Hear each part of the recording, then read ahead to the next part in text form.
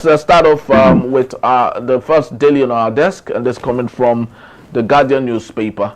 And we have a litany of interesting stories here. Businesses leverage price adjustment to rein in FX losses and clean their books.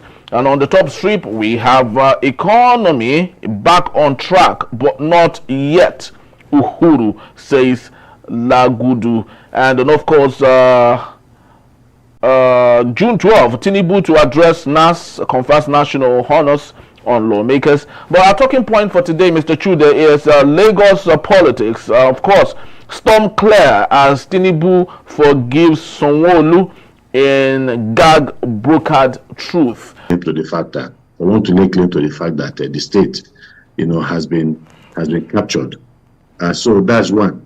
Then the other one, the issue of the relative peace and stability in Lagos State. I'm not going to say it is because of smooth transition between a godfather and a godson. We saw what happened in Kwara State under Lawal.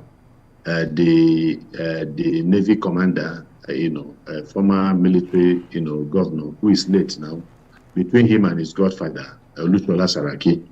Eventually, in spite of, they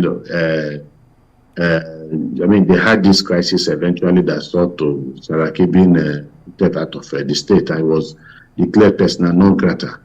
It's so very unfortunate that we still do not have a comprehensive data to say how much of loot has been taken out of this country, and if that should be converted to providing infrastructure and any other thing. I think it will go a very long way. Well, Jonathan was obviously a prophet when he made that statement. And, politicians are always the politicians, especially in our time. Their politics is more important than the economy. You should know that. In countries that have advanced, democratically, the economy has a way of determining the fate of politicians. But in Nigeria, it is the politics that determines the fate of politicians.